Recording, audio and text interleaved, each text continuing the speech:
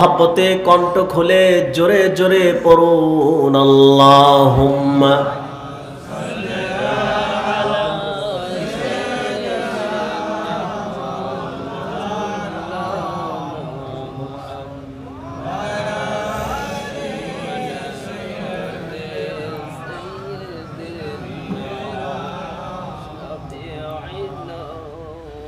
जियारत में मदीना की दिल में है तमन्ना,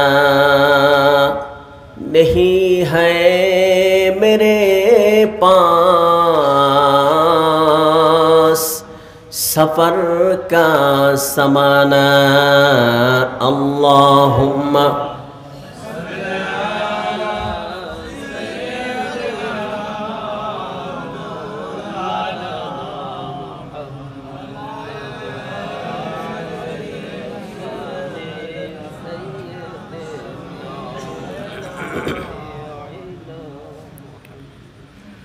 रूबा की हवाएं जाके मदीना,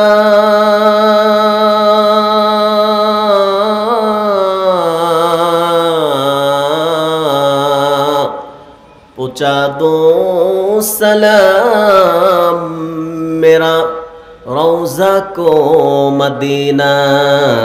अल्लाहुम्मा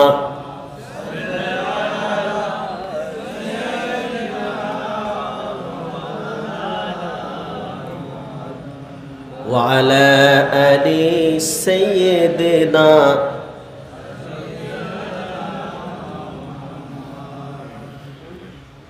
मदीना में जाना, मदीना में मरना,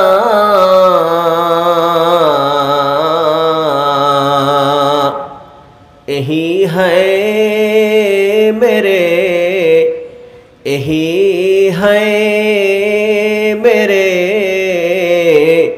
दिल की तमन्ना। बलगल उला बिकमालिही,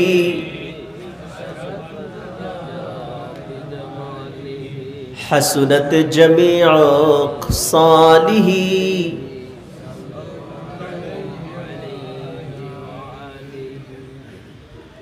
তাহরিকে খতমে নবুয়ত বাংলাদেশ মাগুরা জেলা শাখার উদ্যোগে আয়োজিত 15তম ঐতিহাসিক তাফসিরুল কোরআন মাহফিলের সম্মানিত সভাপতি পীরে কামেল শাহ সুফি আলহাজ মোহাম্মদ আবু মুসা সাহেব বারাকাল্লাহু ফি উমরি, খলিফা জৌনপুরি, ইসাখাদা মাগুরা।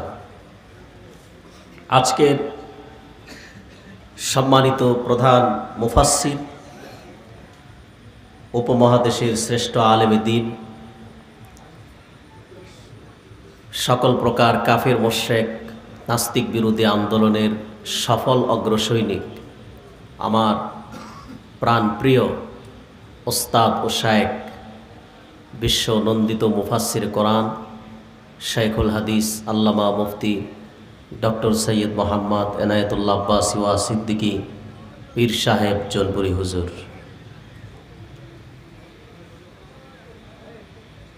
প্রধান অতিথি হিসেবে আছেন জনাব আমাদের সকলের সুপরিচিত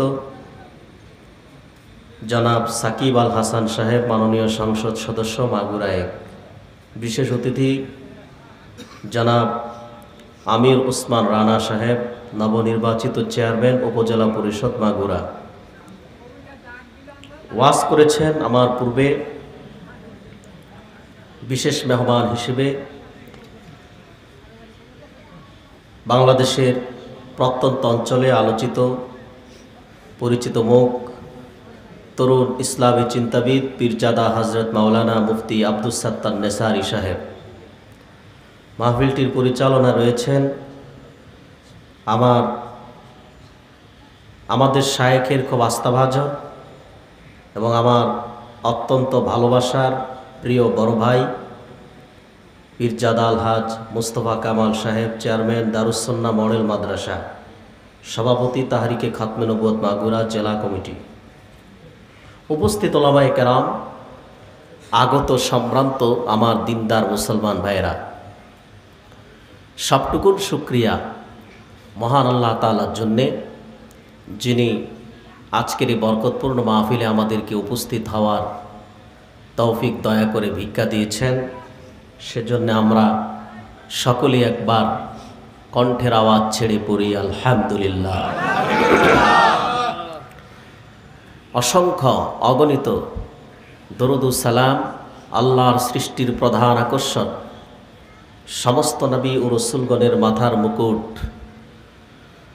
তাজদার মদিনা, সুলতানে মদিনা, হযরত মুহাম্মদ সাল্লাল্লাহু আলাইহি ওয়াসাল্লামের উপর আল্লাহ পাক যাকে আজ থেকে ১০০০ বছর আগে সর্বশ্রেষ্ঠ ও সর্বশেষ নবী ও রসুল হিসেবে প্রেরণ করেছেন, যার পরে আজ পর্যন্ত পৃথিবীতে অবশ্যই কোনো প্রকার নবী কিংবা রাসূল আসে নাই, অবশ্যই এখনও নাই, অবশ্যই কিয়ামত পর্যন্ত আসবে।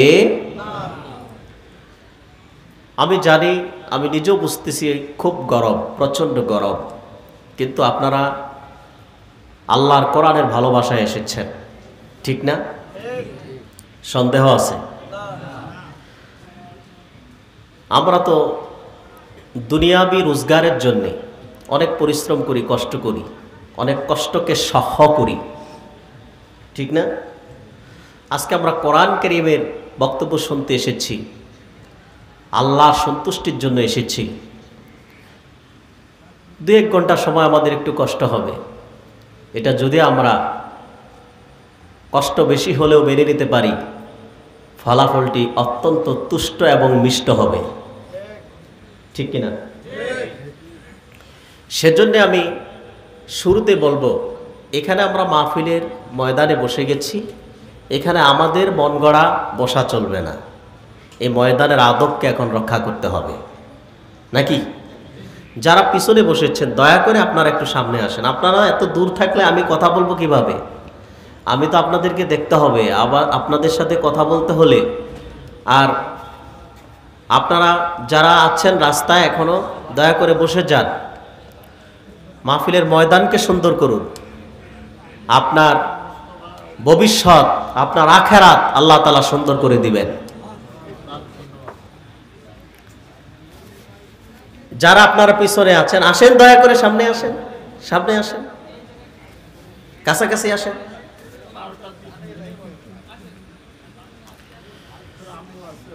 এই তো কাছাকাছি আসতেছেন, এখন ভালো লাগতেছে না? আরো ভালো লাগবে ইনশাআল্লাহ। আমাদের অন্যান্য ভাইয়েরাও চলে আসবে ইনশাআল্লাহ বলে। আমি গত বৃহস্পতিবার থেকে খুব অসুস্থ। বৃহস্পতিবারে প্রোগ্রামে ছিলাম আমি পটুয়াখালী বাউফল। সে এলাকায় আবার গেলে একটু মোটর সাইকেলে উঠতে হয়, গাড়ি নিয়ে গেলেও দেখা গেছে চর এলাকা, চরণদ্বীপ পাশে। এই মোটর সাইকেলে আমি প্রায় 15 মিনিট যেতে হয়েছিল, যার জন্য খুব ঠান্ডা জ্বর, ভালো হচ্ছে না। আর এই মাহফিলটি তো আমাদের শায়েখ আসতেছেন এই মাহফিলে, আপনারা একটু প্রাণ ভরে দোয়া করেন, আল্লাহ যেন কিছু কথা শায়েখ আসা পর্যন্ত বলার জন্য আমাকে তৌফিক দেন, আল্লাহ যেন কণ্ঠটা খুলে দেন।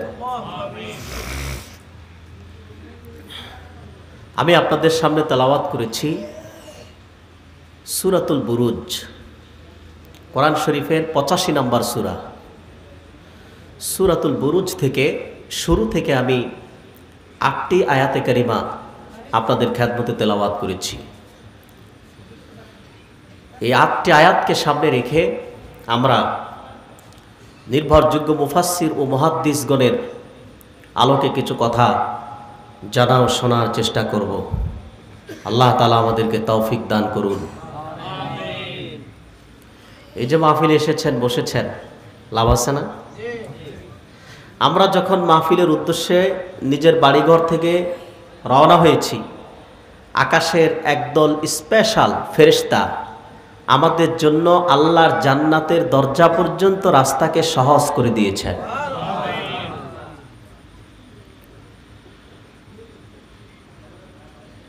অতএব আমরা মাহফিলে আসছি, বেহেশতের দরজা পর্যন্ত সহজ হয়ে গেছে রাস্তা। এখন আমাদের বেহেশতের দরজা খুলে ঢুকতে হবে, ঠিক কিনা? যেন ফেরেশতা দরজা খুলে দেয়। সেজন্য আমরা আল্লাহ সন্তুষ্টির জন্য কিছু কথা শুনবো, বাড়ি নিয়ে যাব ইনশাআল্লাহ। সূরাতুল বুরুজে আল্লাহ সুবহানাহু ওয়া তাআলা শুরুতে শপথ করেছেন, 3টি আয়াতে শপথ করেছেন। কয়টি? প্রথম 3টি আয়াতে। প্রথমে আল্লাহ বলেন ওয়াস-সামাই যাতিল বুরুজ, শপথ গ্রহ নক্ষত্র বিশিষ্ট আকাশের। ওয়াল ইয়াউমিল মাউউদ, আর শপথ প্রতিশ্রুত দিবসের। ওয়া শাহিদি ওয়া মাশহুদ, শপথ সাক্ষ্যদাতা ও উপস্থিতগণের। কয়টি শপথ হলো? 3টি আয়াত আল্লাহ তাআলা শপথ করলেন। শুরুতে 3টি আয়াতে শপথ করে এরপর আল্লাহ তাআলা বলেন কুতিলা আসহাবুল উখদুদ, ধ্বংস হয়েছে জমিনে গর্ত খননকারীরা, ধ্বংস হয়েছে গর্তওয়ালারা। আন্নারি যাতিল ওয়াকুদ, যে গর্ত অগ্নিশিখায় পরিপূর্ণ ছিল। ইদহুম আলিহা কুউদ, যখন তারা গর্তের কিনারায় বসেছিল। ওয়াহুম আলা মা ইয়াফআলুনা বিল মুমিনিনা শুহুদ, তারা ঈমান আনয়নকারীদের সাথে যা করছিল তা প্রত্যক্ষ করছিল। ওয়ামা নাকামু মিনহুম ইল্লা আইয়ুমিনু বিল্লাহিল আজিজিল হামিদ, আর তারা তাদেরকে নির্যাতন করেছিল শুধু এই কারণে যে তারা ঈমান এনেছিল পরাক্রমশালী প্রশংসার যোগ্য আল্লাহ তাআলার উপর। সুবহানাল্লাহ বলে।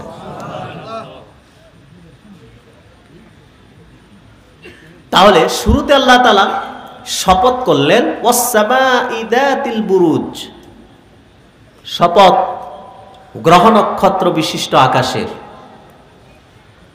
হাফিজুল হাদিস জালালউদ্দিন সুয়ুতি রাহমাতুল্লাহ তিনি তরজমায় লিখেন লিল কাওয়াকিবি ইসনা আশারা বুরজান, আকাশের নক্ষত্ররাজির জন্য রয়েছে 12টি কক্ষপথ। কয়টি? জোরে বলেন। 12টি কক্ষপথ। তাকাদ্দামাত ফিল ফুরকান, এই সম্পর্কে বিস্তারিত আলোচনা করা হয়েছে সূরা ফুরকানে। যেমন আল্লাহ তাআলা বলেন তাবারাকাল্লাযী জাআলা ফিস সামাই বুরুজাও ওয়া জাআলা ফীহা সিরাজাও ওয়া কমারাম মুনীরা। আল্লাহু আকবার বলেন। অসীম বরকত সম্পন্ন তিনি, যিনি আকাশে বুরুজ নির্মাণ করেছেন এবং তার মধ্যে একটি প্রদীপ ও একটি আলোকময় চাঁদ উজ্জ্বল করেছেন। বলুন সুবহানাল্লাহ। তাহলে আকাশের নক্ষত্র রাজির জন্য রয়েছে কয়টি পথ? জোরে বলেন। 12টি কক্ষপথ। তো আমরা আল্লাহ তাআলা 3টি আয়াতে শপথ করলেন। প্রথমে গ্রহ নক্ষত্র বিশিষ্ট আকাশের, দ্বিতীয় শপথ ওয়াল ইয়াউমিল মাউউদ, প্রতিশ্রুত দিবসের, অর্থাৎ কিয়ামত দিবসের। কোন দিবসের?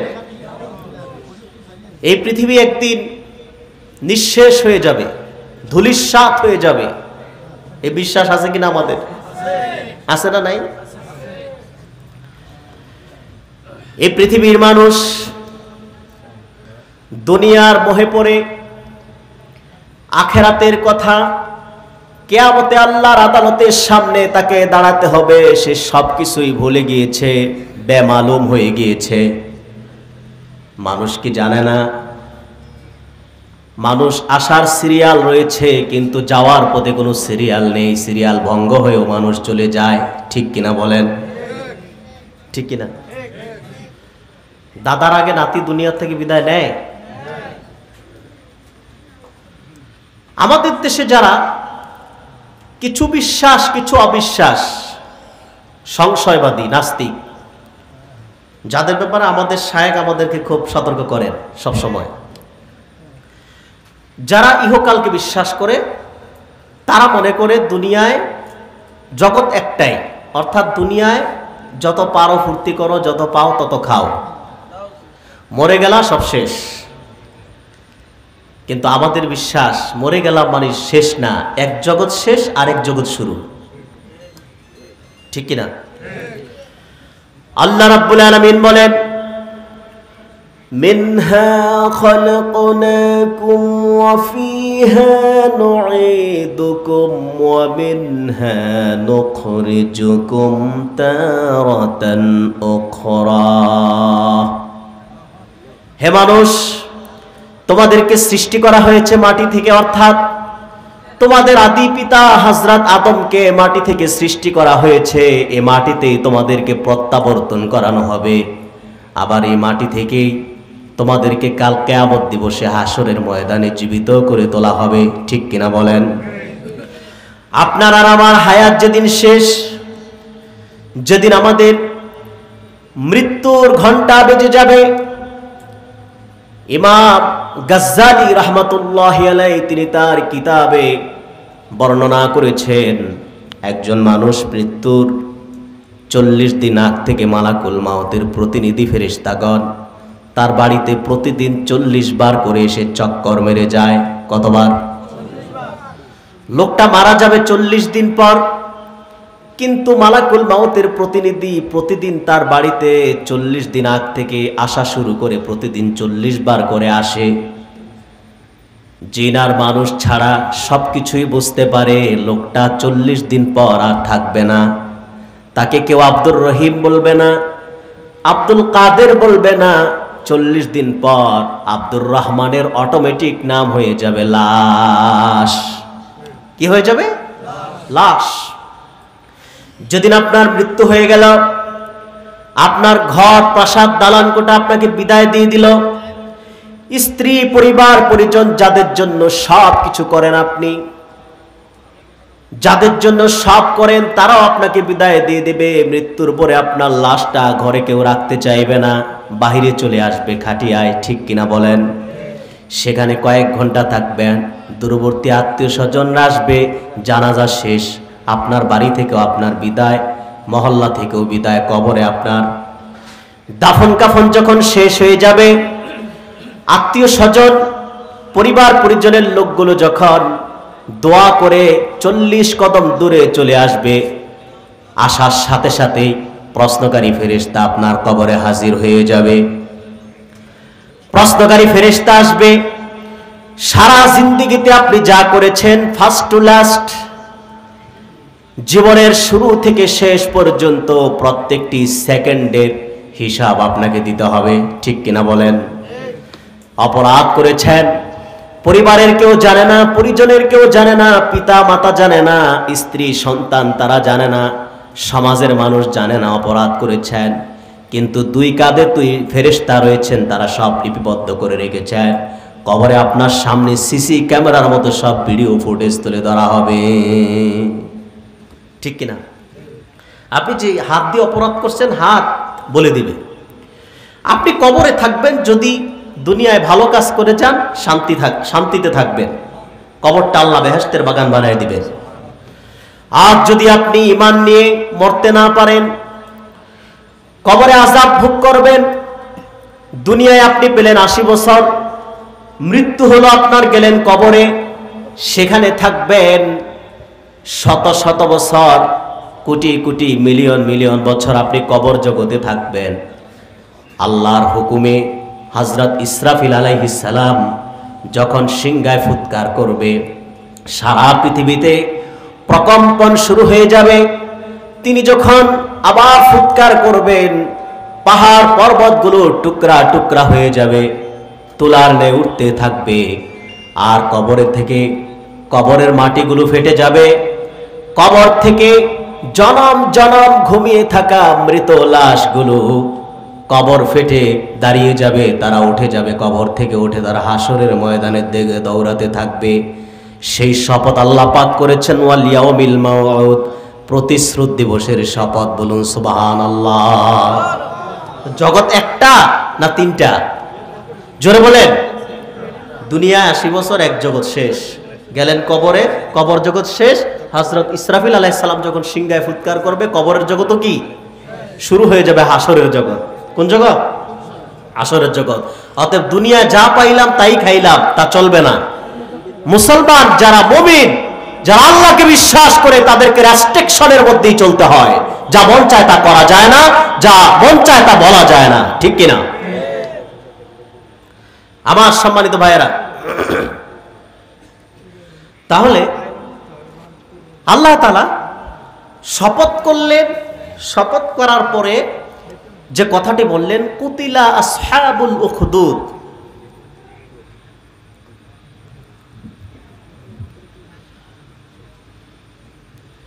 ধ্বংস হয়েছে জমিনে গর্ত খননকারীরা।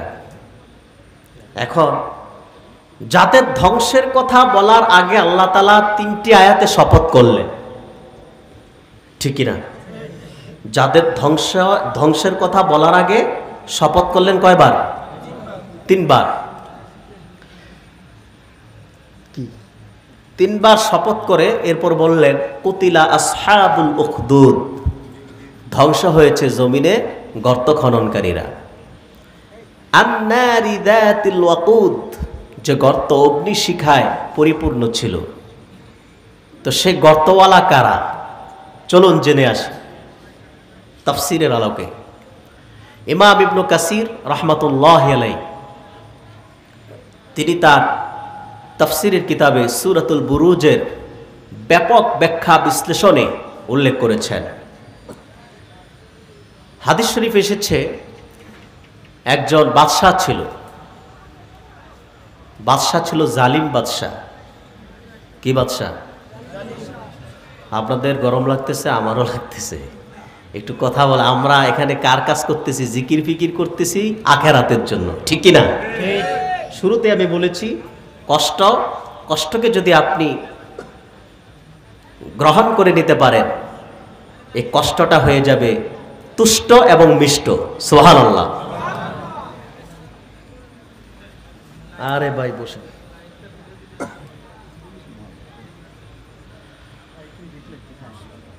সম্মানিত ভাইয়েরা, তাহলে বলছিলাম যে এক বাদশা ছিল, জালিম বাদশা। কি বাদশা? জালিম। অধিকাংশ বাদশারাই, অধিকাংশ রাজা বাদশারাই জালিম হয়, ঠিক কিনা? এটা পূর্বের নবীদের যুগেও ছিল। ১৫০০ বছর আগ থেকে এ পর্যন্ত অধিকাংশ জালিম, অর্থাৎ অধিকাংশ রাজা ও বাদশারাই জালিমের ভূমিকায় থাকে, ঠিক কিনা? মুমিন মুত্তাকি বাদশা কয়জন পাইবেন? রাজা কয়জন পাবেন?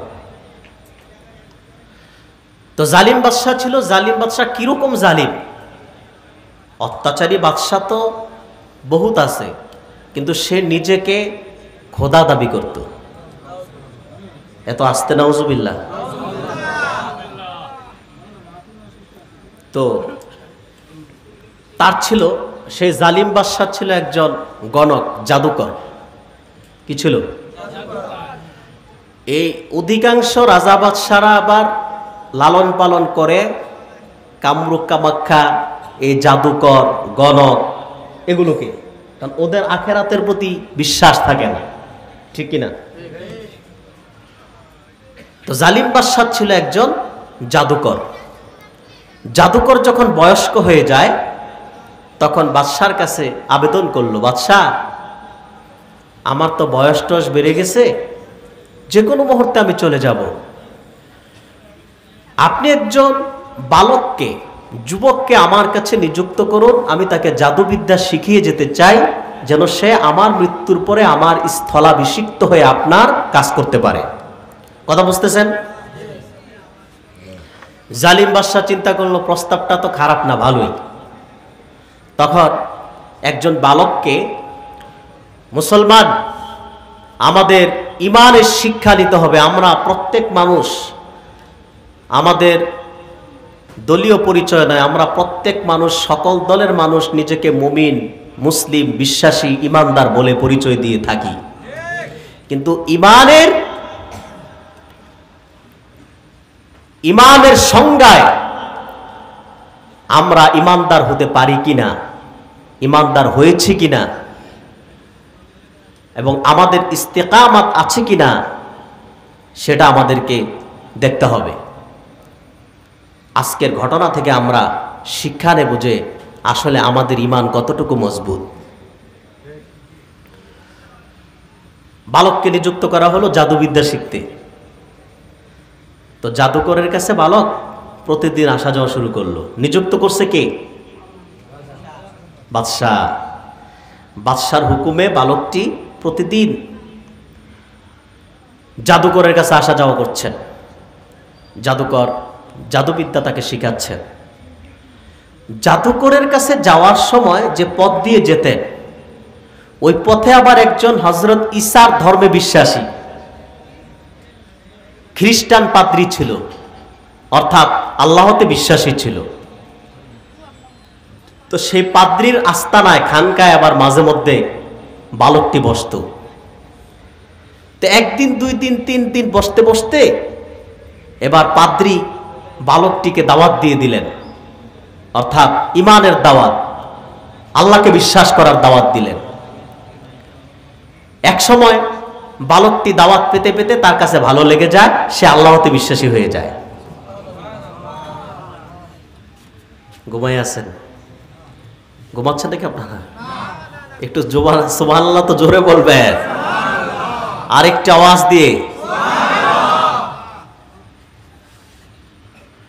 আমার সম্মানিত ভাইয়েরা, খ্রিস্টান পাদ্রীর দাওয়াত যখন বালকের কাছে ভালো লেগে যায়, সে তখন আল্লাহতে বিশ্বাসী হয়ে যায়, অর্থাৎ ইমানদার হয়ে যায়। এখন সে তো দাওয়াত পাচ্ছে দুই দিক থেকে, একটা হচ্ছে জাদুকর, আরেকটা হলো পাদ্রী। কিন্তু কার দাওয়াত সত্য, কারটা ভালো, কারটা খারাপ, সেটা যাচাই ও নির্ণয় করার কোনো কিছুই তো তার কাছে নাই, বুঝার মতো ক্ষমতা তার নাই। জাদুবিদ্যা শিখতে একদিন তিনি যাচ্ছেন জাদুকরের আস্তানায়। প্রতিমধ্যে দেখতে পান রাস্তায় একটি ভয়ঙ্কর জন্তু।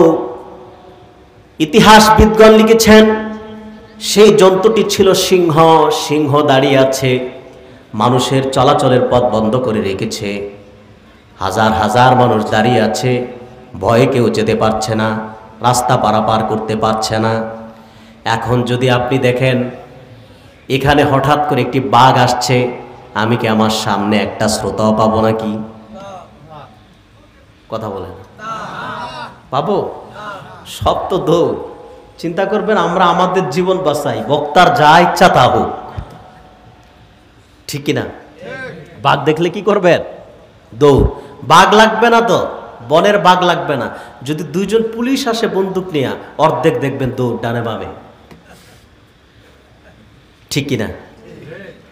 দেখেন আমরা বাঘকে ভয় করি, সিংহকে ভয় করি, পুলিশকে ভয় করি। কেন আপনি পুলিশকে ভয় করবেন? আপনি কি অপরাধ করছেন?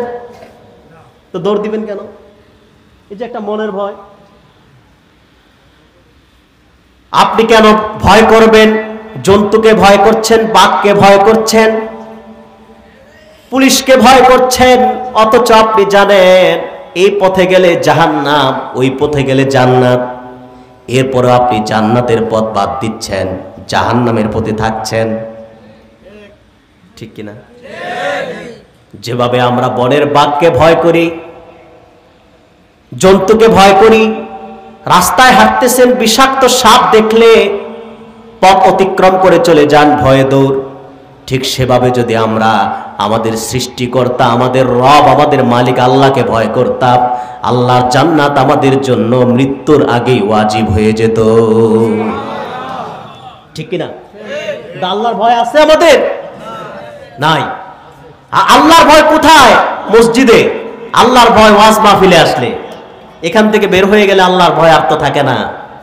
আমরাই তো ব্যবসায়, খাদ্যে ফরমালিন প্রবেশ করাচ্ছি আমরা। কি বলেন? জীবজন্তুরা এসে দেয় ফরমালিন? ওজনে কম কি জীবজন্তুরা দেয় না আমরা দেই মানুষরা? মানুষ হত্যা কি জীবজন্তুরা করে না আমরা করি? মানুষের ক্ষয়ক্ষতি কারা করে? আমরাই তো করি। তা আমরা মানুষরাই তো করি। আমরা আল্লাহকে ভয় করতে হবে। কাকে?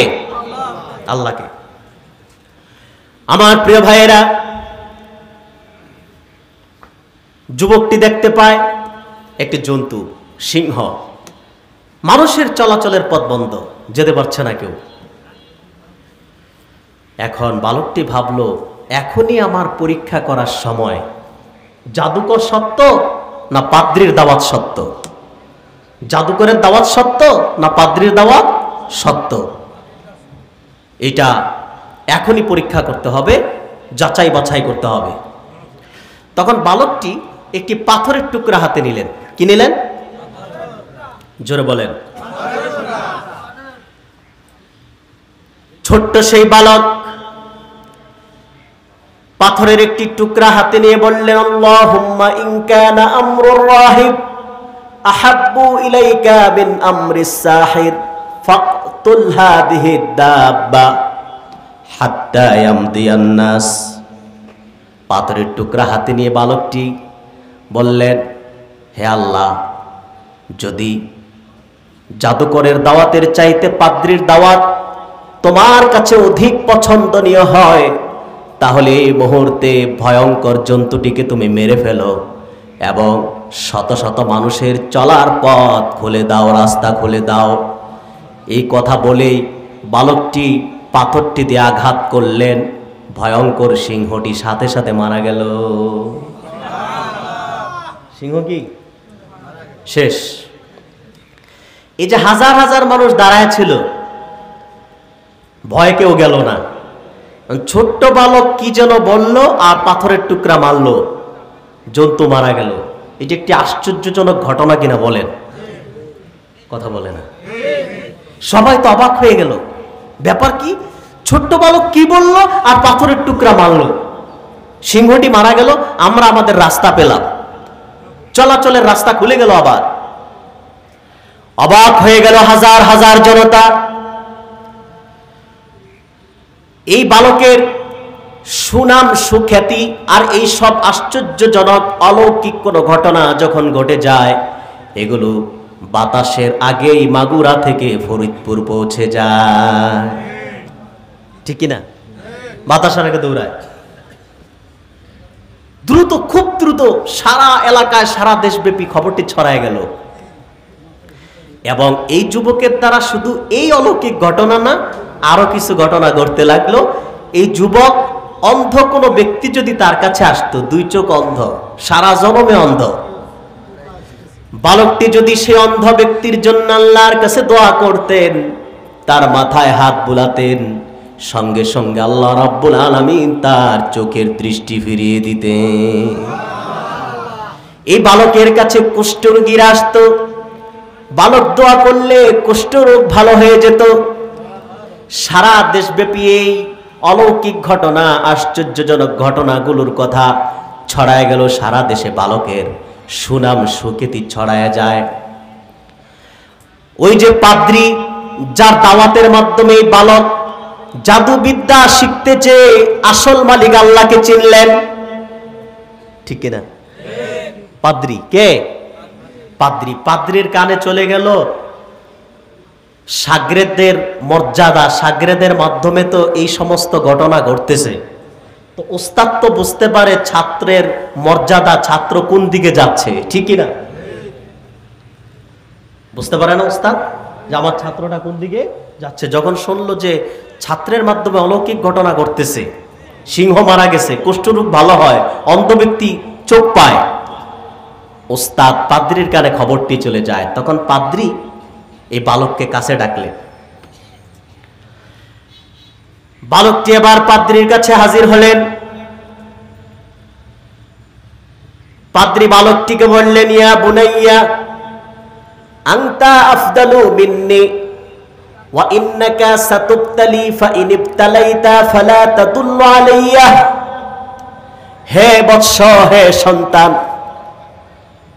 তুমি আমার চেয়ে মর্যাদার দিক থেকে অধিক স্তরে সমুন্নত হয়েছ। আমি বুঝতে পারছি খুব দ্রুত তুমি পরীক্ষার সম্মুখীন হবে। যদি সত্যের পরীক্ষায় সম্মুখীন